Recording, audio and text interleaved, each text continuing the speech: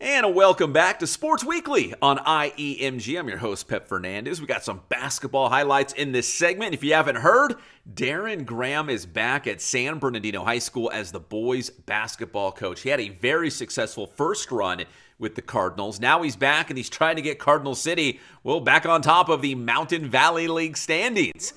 Big one on the road against rival Indian Springs, and this one would be a battle. There is Coach Graham in the middle of his huddle with his Cardinals as they would go down early to Indian Springs, but as you're about to see, they would fight back. It's going to be the Coyotes. Demetrius Ellington spots up, and he's going to knock down the three for the Coyotes. Then later, Indian Springs going inside to their big man, Nubian Nelson. Strong inside, tumbling to the floor, but gets the basket and the harm there. Nice play. Back the other way, though, with the Cardinals. It's going to be George McEwen. He's been doing this for a couple of years for San Bernardino.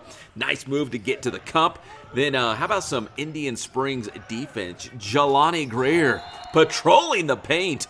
Big-time block there for Greer. Back to the Coyotes on offense. Nubian mid-range jumper is good. And the Coyotes were leading 21-6 after the first quarter. 21-6. So what is that? A 15-point lead for the Coyotes. But Graham and the Cards not giving up in this one. Second quarter action. Nelson from around the elbow knocks down another jumper. He had a really nice game for the Coyotes. Then it's going to be San Bernardino's McEwen going to Dale Porter inside. Nice pass and a great finish there by Porter. Back the other way with Indian Springs. David Natagma. The floater is good for Natagma. And then for the Coyotes, it'll be Chase Chaney. Chaney from the outside dials up off the window. That three is good. And here comes Natagma with two more running the floor for the Coyotes. But the Cardinals, as we mentioned, would battle back in this one. Latrell, Lacey the steal. Ajon Sharp back to Lacey for two. It was 56-38. That's how much the Cardinals outscored the Coyotes after the first quarter, as San Bernardino wins this game 62-59. Big win against Indian Springs. Again, trailing by 15 after the first quarter, but battling back. Well, I guess comebacks are the theme on this segment and on this show as we take you out to Arrowhead Christian, where the Eagles were hosting Aquinas in boys basketball. And it was the Falcons trailing by a score of 22-10 at halftime. The Eagles piling it on in the third quarter. Anthony Jerome, the three. It was 33-14 after three quarters. Aquinas had just 14 points in 3 quarters of play. Fourth quarter, Malachi Jones is going to come up with the steal and the basket, but there's Parker Disselberg, the three, puts the Eagles up by 18, and then it's going to be Disselberg, another three, 39-21 with 6 minutes left in this game. And there's Jerome in isolation, the hoop and the harm, 41-23 ACA, and then Curtis Emungu, 43-23. So a 20-point lead for ACA with about 5.5 to go. The Falcons soar back. LJ Hall to Vincent Warsaw, the bucket there. And then it's going to be Hall, the steal, and he's going to finish on the other end. Falcons now trim it down to 16. Here they come. It's going to be Hall, the drive, and the kick on this play to Juju Moreno. Spots up for three from the wing. That is good. It's a 9-point game with 2.5 minutes to play. Then it's going to be Jones, the steal and the basket. He's the quarterback on the football team, and he makes it a 7-point game now. And then Hall going baseline as we check in on the scoreboard. The comeback is happening for the Falcons. Hall gets it. That makes it 44-39 with about 90 seconds to go. And then Warsaw is going to come up with another steal and a lay-in for Aquinas. That makes it 44-41 with 1:19 to play. Aquinas outscored ACA 29-15 in the fourth quarter. They went on an 18-1 run to pull back in this game, but the last opportunities for the Falcons would not happen as ACA escapes with a 48-43 victory against their rival Aquinas. They will meet again in a couple weeks in San Bernardino, and it will surely be a battle.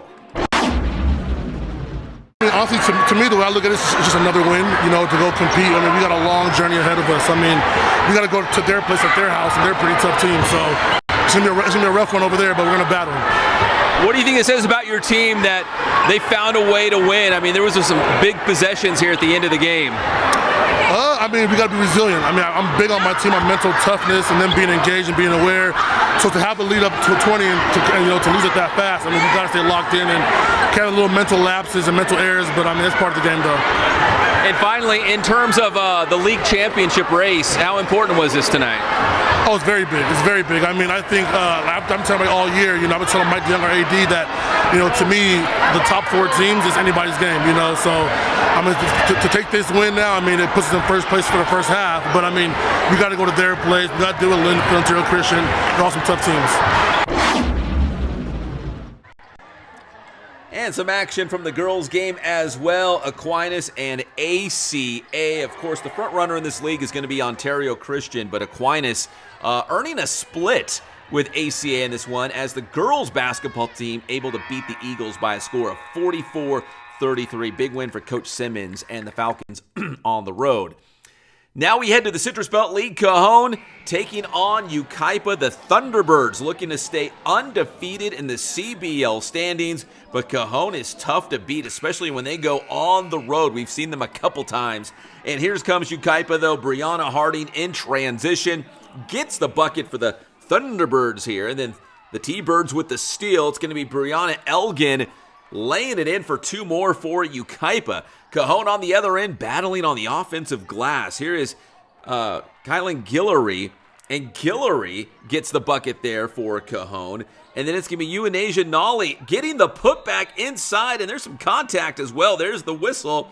So Cajon doing a great job with second opportunities on the offensive glass. Yucaipa on the other end, going back to the outside, going back to Elgin. Hits a 3 there for the Thunderbirds, and this time it's going to be Elgin to Joanna Thames. Inside, what a look. Great basket there. Makes it 10-7 Yucaipa on top. Then it's going to be Elgin again from the outside. She's going to hit another 3 from right around the same spot. That must be her spot right there. Yucaipa with 3 more. Guillory on the other end battling. As she grabs the rebound, she's going to go coast to coast for the basket there for Cajon.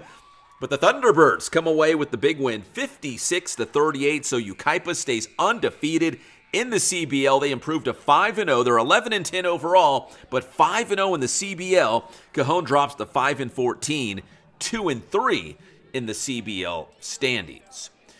When we come back here on Sports Weekly, we got Pacific versus San Bernardino on the wrestling mat. We're going to hear from the new San Bernardino football coach, and Jaden Daniels does it again in the NFL playoffs. We'll be back here on Sports Weekly on IEMG.